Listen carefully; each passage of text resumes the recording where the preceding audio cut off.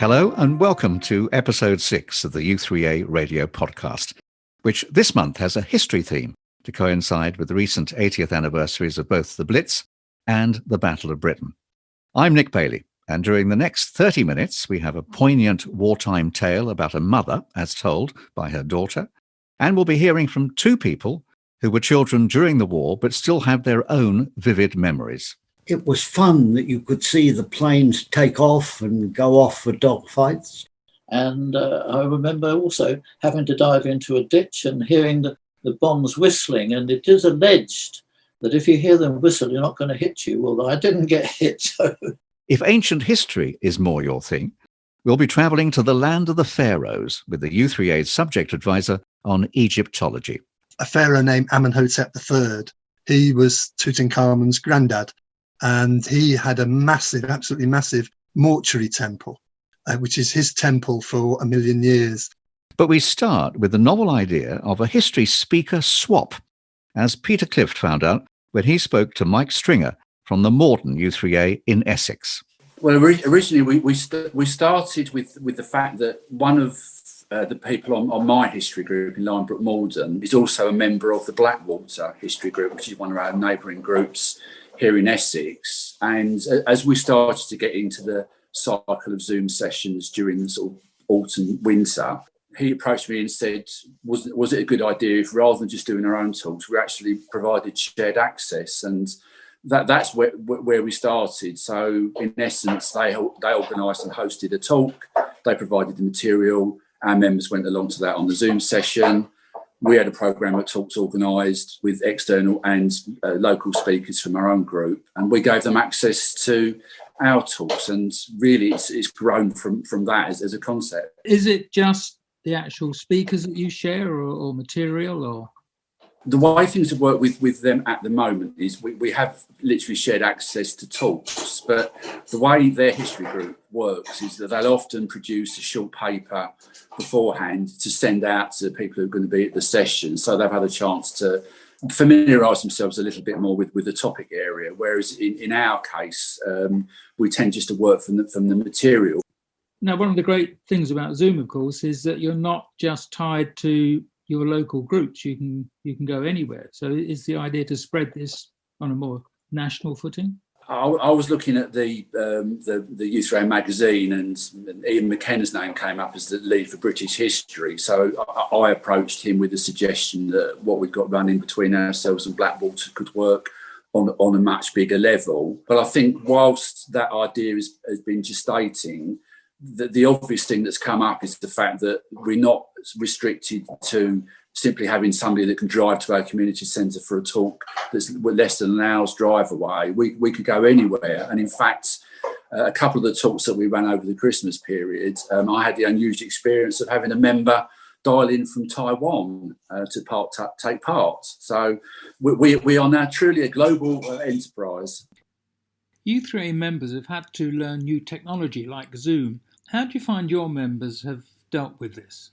I would say that, well, if I take my history group as an example, I've got what I call, don't take this the wrong way, a hardcore of about 20 members. And it's predominantly those 20 or so who have been coming along to the Zoom sessions. But it's probably about half of the people I've got on my list. So it's a fairly good take-up. And to give you another example, we've just done our first monthly meeting for the whole group.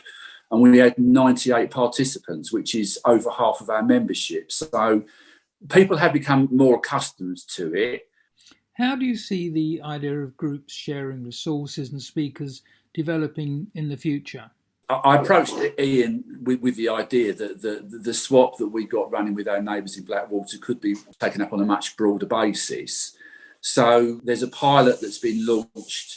It was originally based around the idea of swapping talks. But from there, the idea's broadened out from some of the people that I've been in touch with who volunteered to take part in the pilot to say that swapping material was another way of doing this. So effectively, we would share the material that we've used for one of our talks with other groups, and they would use it for their own purposes locally. But I think the idea has grown in people's minds that there must be a wealth of information and knowledge out there. And we accept the fact that not every group member is going to be a Winston Churchill type speaker, but nevertheless, their story can be as interesting as listening to Winston speak. Mike Stringer. And using the same premise, the Imperial War Museum, to coincide with the recent 80th anniversaries of both the Battle of Britain and the Blitz, has collected many stories from ordinary members of the public who still have memories of those harrowing times. Someone who acts as a link between the museum and the u3a is Trust volunteer Carol Chapman, who in the autumn edition of Third Age Matters described her work in collating these stories. In response to the article, many u3a members provided their own recollections, and these have since been put on the website. 3 of them are joining me now: Catherine in Bradford, Cecil in Towcester, and John in Wearside. But first, from the Portsmouth u3a, it's welcome to you, Carol. Thank you. How did your connection with the Imperial War Museum start? I'm a retired history teacher, and I'd had a long experience of working with the Imperial War Museum. And when I retired, the connection actually continued, particularly because the Imperial War Museum did a lot of work on the centenary of the First World War.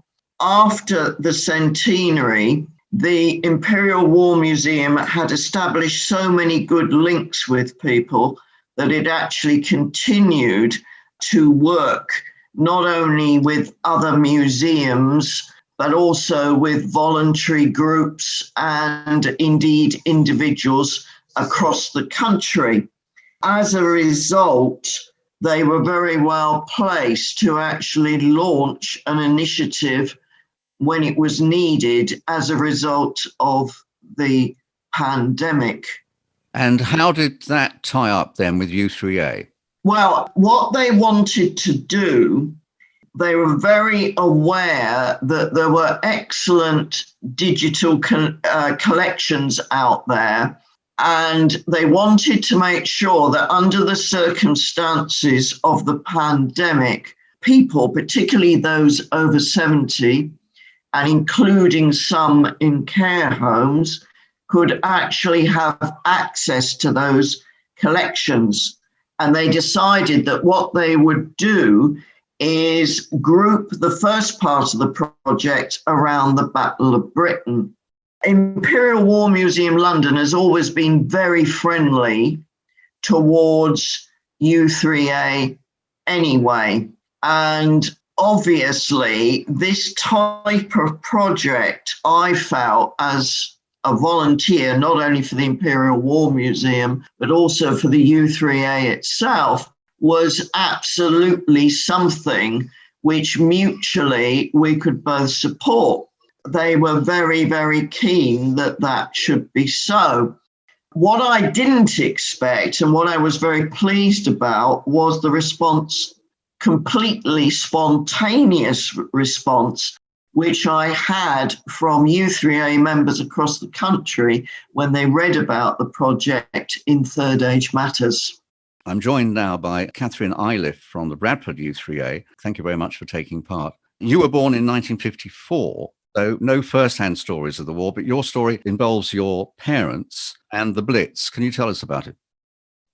Well, my parents were both born in 1924, so when war broke out, they were 15, 16. In those days, that was possibly quite old, but now we think of somebody of 16 as a child still. They were so as children, they went through the 30s, the terrible depression in the 30s. And as teenagers, they had this terrible war forced upon them. And my dad came down from Nottingham to London at a quite a young age of 16 to take out an engineer's apprentice. And was that when you met your mum? Well, yes, at some point, obviously, yes. They got married just after the war. And your mum was quite an effervescent character, I understand. Well, yes. Well, she must have been. I didn't know her as that. But yes, I think they were both very keen sports people. My mum was the only sister with 4 brothers, and she did cycling and running and all sorts of things. And my dad, he did mostly the cycling, I think. So they probably did meet at the velodrome somewhere, because my mum had these massive scars on her knees, and she said, "Oh, I got them at the velodrome." Now, when war started, or certainly when she was old enough, she worked in a munitions factory wiring. Well, like thousands of people, yeah. But she was particularly popular because there was a beauty competition, and she became, was it the belle of the bombs? Oh, they called it the Belle of the Bombs. I'm not sure if it was a beauty competition so much. It was the photograph itself, this one. Well, the photographer for that. Can I just explain? It's a photograph that's actually on the website. Yes, that's right. And it's a photograph of your mother at the factory. Is that correct? Yes. Yes. Now, the guy that took that photograph was somebody called Walter Nurnberg. Now, he's very interesting. He had to leave Germany quite quickly. So he came to England and became part of the Ryman School of Photography, and he ended up with an OBE in 1974. So he was the man for industrial photography. Well, looking at the picture of your mother, as I say, which is on the website, she looks full of energy. She's attractive. Yes. She seems to be enjoying her job. I mean, along the lines of, it's a job that she had to do. As I say, you were born in 1954, and you grew up with a mother who was somewhat different the way she had been. Oh, yeah. She couldn't really do anything. What was the problem? Just nervous about everything. And did you know why? Not at the time, no. It wasn't till I was about, 20-something, that my dad quite flippantly said, "Oh, well, she did get buried by the bombing."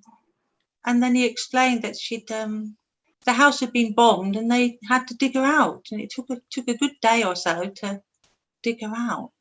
So was your dad serving in the war at that particular time? Well, he didn't serve in the war because he was an engineer. And that was protected profession.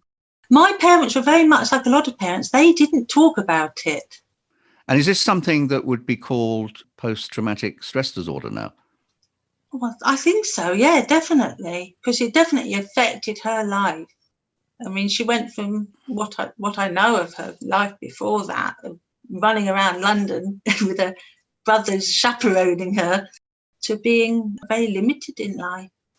Ironic in a way that she was wiring bombs herself. Yes. And that, well, yes, it is. I hadn't thought of that. And the fact that she was caught up in the Blitz. Did you ever speak to your mum about it? No, she just buried it deep inside her. And didn't it come up when you were watching news reports about Vietnam, for instance? Oh, well, yes. Well, I must have been about 12 or so, mustn't I? It was the first televised war, wasn't it, Vietnam? And it was on the news every day, and she'd just come in the room and say, "Why are you watching that? Why are you watching that? Turn it off." Later, I understood. The fact that your mother had suffered like that, did it affect you through your life? Yeah, definitely, because I've got an older sister. She was born in 1948. And I don't think my mother was very good at being a mother. She wasn't horrible or anything. She just didn't have the capability to do it. I think my sister spent a lot of time with an aunt. So very sad, really. Well, yes, it definitely it affected me and my sister, I think. And it's only now that I see my grandchildren and how free and wonderful they are that I think, oh, I could have been like that. It's definitely affected us all. Well, Catherine, thank you for talking to me. I'm going to join with John Lloyd now. John, hello to you. You got memories also of the Blitz, the bombing of Portsmouth, I think. You were 12 at the time, is that right? Yes, I was an odd one. I had been evacuated at the beginning of the war to go to Portsmouth Grammar School. And before the war, long before even 1939, part of my family life was spent with both my father and two of people I called uncles, who went through the whole of the First World War together in the Hampshire Regiment. And they regularly talked through most of the 30s that another war was inevitable. And if Britain didn't try and sort itself out and think of defense and attack, the Germans could possibly win. So when it was agreed I should be evacuated with Portsmouth Grammar School initially to Winchester, I wanted agreement with both my mother and father that if the Blitz bombing did start, I could come home so I would not be left a lone orphan. So eventually the school moved from Winchester to share a school in Bournemouth. And well, in Bournemouth, the first impact of the war was that 3 trainloads of French sailors who had been evacuated from Dunkirk arrived in Bournemouth and occupied adjoining boarding houses. And I then realised the war was real and persuaded my parents to let me go back to Portsmouth. They were not happy about it, but prepared to accept that because the impact of the First War and the problems of what might happen if Germany won, I could go home and would not be left an orphan if the bomb dropped on our butcher shop in Somers Road in Portsmouth. Which would mean that if they died, you would die as well. That's right. I was more concerned about being an orphan than any risking in the war, because I think to a 12-year-old, it had already been an adventure that when Chamberlain came back and made his announcement, in fact, I was with one of my so-called uncles in Reading, and remember hearing the announcement, and both my father and Uncle John said, well, it's happened, it's going to be bad. That was their first reaction to the declaration of war. It was particularly bad, of course, in Portsmouth, wasn't it, being a naval base? Well, we were maybe the whole of a city based on armed forces. The Royal Marines main barracks was there. There was a headquarters of the GSC, General Service Corps of the Army, as well as the dockyard and the Navy. So bombing was to a degree of inevitability. But where your parents were was right in the thick of it, though, wasn't it? But at least one of those things, looking back, I don't know the story, but in preparation for the war, our next door neighbour's shop, which was a draper's, had a large basement, and that was reinforced and prepared to be an ARP post before the actual declaration of war itself. And at the same time, my father agreed to have our cellar reinforced. So I felt reasonably safe, as did my parents, that we were in a protected basement as a shelter, and the ARP post was our neighbour. As a young boy, I mean, I think you're 92 now, is that correct? That's right. But at the time, being 12, did you realise the seriousness of war, or did you think it was just fun and games? I think in the very worst of senses, it was thrilling. It was attractive. My father still, in the first months of 1940, when Battle of Britain was starting, he still went to a farm outside of Portsmouth where he'd always bought cattle and sheep and regularly went to collect eggs. There was an only son about my age there, and part of their farm was an overflow landing strip for Tangmere Airport near the Isle of Wight. And so it was fun that you could see the planes take off and go off for dogfights. And I remember clearly the spent bullets hitting the corrugated roofs of the set of barns where we used to play in the farmyard and ignore what was going overhead until it got thrilling.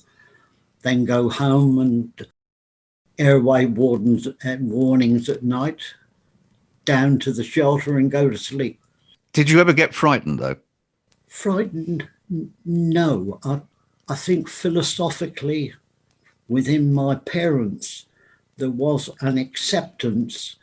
You could only die the once. My father had survived the war. My mother had had 2 children die during the First World War. So acceptance that death was something that could happen didn't ever seem to worry me at all. Well, thank you, John, for your candid memories of the Blitz in Portsmouth. But let's turn our attention now to the Battle of Britain with Cecil Harold from Toaster, u3a. Cecil, hello. You were 11, I think, in 1940, which I think makes you 91 now. What are your memories?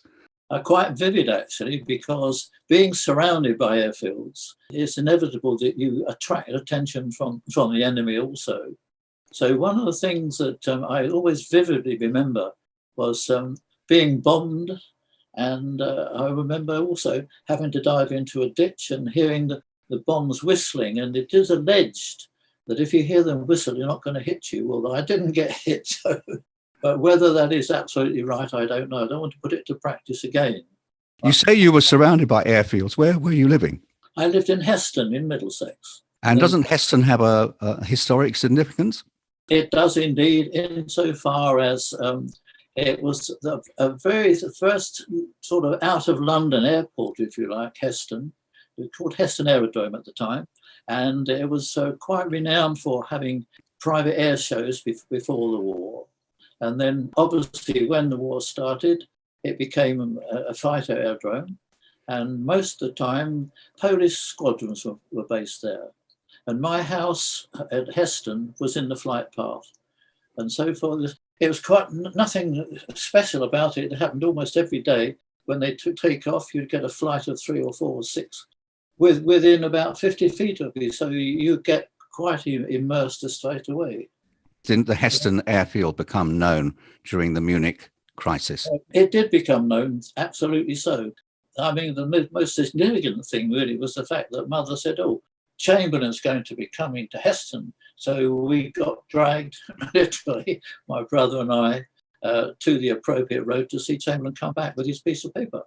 And it didn't occur to us really any more than the fact that he said peace in our time, and we never thought about it anymore. When the war did start, then it became slightly different.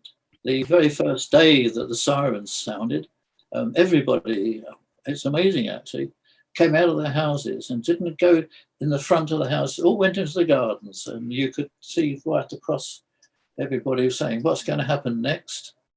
It was a false alarm, but that sort of indicated that you were in the beginning of something.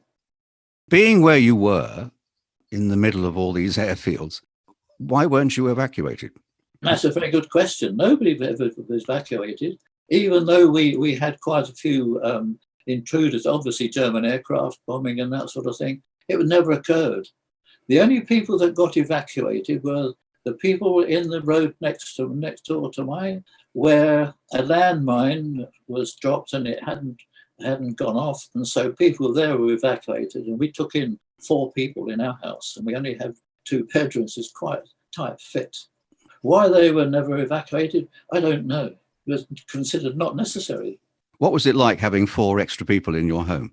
It was very interesting, particularly so the fact that there were 2 things about it that stick in my mind. One was the fact that they had a Scotch Terrier. We used to sleep on the coconut mat in the kitchen, and when all the kerfuffle was over, it didn't want to go back with those people.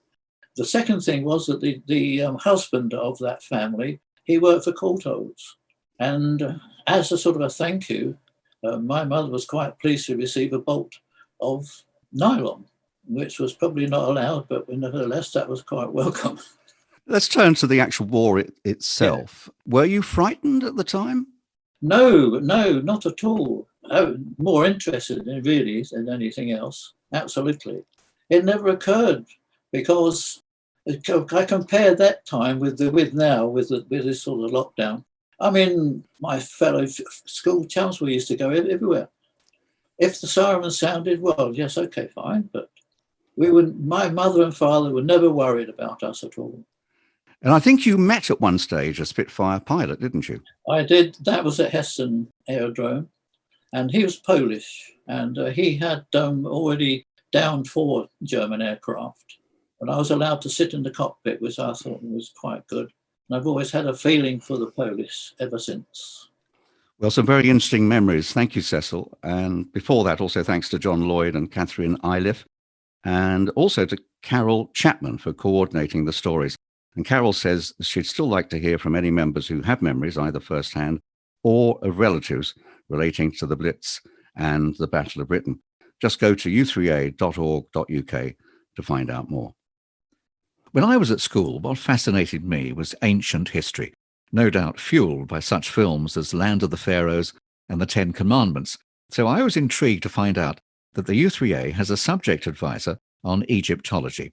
His name is Neil Stevenson, and Ella Watts wanted to know how he became interested in the subject.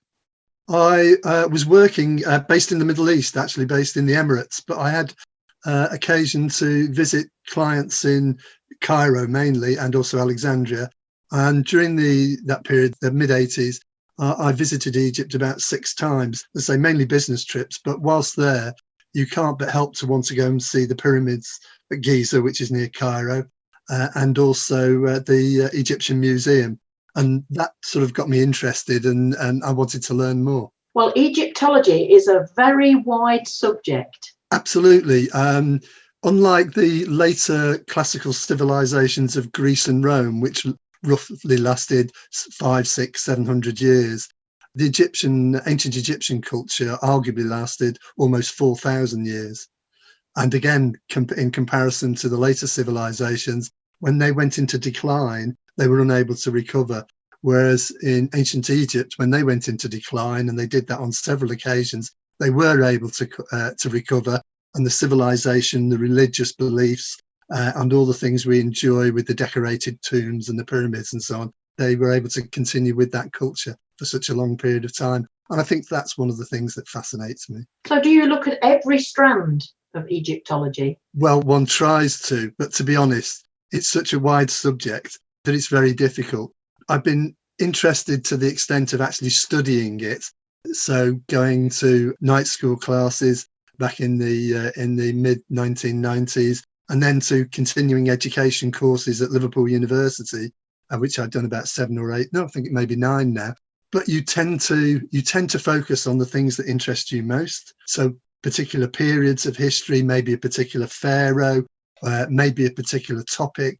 I'm quite interested in things like medicine in ancient Egypt and how they structured the calendar. So those kind of things. So yes, I have a broad interest, but you tend to focus on things that are a particular interest to you as well. You're also a member of the Egyptian Exploration Society and several other things. Yes, I am. The EES has been as an organisation has been going for well over 100 years and has supported excavations in Egypt.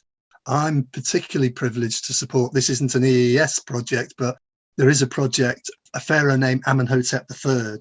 He was Tutankhamun's granddad, and he had a massive, absolutely massive mortuary temple, which is his temple for 1 million years. And there's very little of it remaining. The only thing that people may know about it are 2 large seated statues, which are known as the Colossi of Memnon. But those have been being excavated for about 15 years, and I've had the privilege to help Dr. Saruzian, who's the Armenian lady who's in charge of the dig. I've had the privilege to be able to help and support that for most of those 15 years. So yes, I'm a member of a number of societies and groups that focus on ancient Egypt. You lead a U3a group in Egyptology. Is it up Holland? Yes, my home U3a is Up Holland and District U3a, which is Up Holland is a relatively small village in southwest Lancashire, surrounded by towns such as St Helens, Wigan, Ormskirk, for anybody who knows that part of the northwest of England. But despite being a small village, we have around about 850 members, so it's a relatively large U3a. In 2010, I was persuaded by the then chair to organise a study trip to Egypt where we took 30 of our members. And when we came back, we decided to, myself and my friend David, who's also keen on Egyptology, we set up a group. So we've been running it since 2011. And over that time, we've produced, well, dozens and dozens. I've got about nearly 40 different Egyptology talks, which I can offer, ranging from the general, for a sort of general audience, to some of them quite esoteric. So you'd need to be very interested. And are they still discovering things for this period of time? Oh, absolutely. I mean, just very recently at Saqqara, which is one of the ancient sites not too far from Cairo. They discovered recently a tomb with something of the order of 100 mummies in it. So it seems to be a communal one. It's from the late period, so perhaps from what I gathered, it was around about, say, 600 BCE or that period. So yes, they're still finding things. In the Valley of the Kings, I mean, next year will be the 100th anniversary of Carter finding Tutankhamun's tomb. Since then, there have been 2 further discoveries of tombs, so only 2 more, but I'm sure there will be more to be found. Neil Stevenson, the u3a subject advisor for Egyptology, who until lockdown was leading regular field trips to Egypt with his local u3a in Up Holland and District. And rather like Howard Carter, the u3a podcast is always digging, but in our case, for interesting stories. If you'd like to share a memory, or you've got some groups news we could pass on, please let us know through communications@u3a.org.uk. My thanks to Peter Clift and Ella Watts for the interviews, and to Ella for producing the podcast. Until next time, this is Nick Bailey saying goodbye.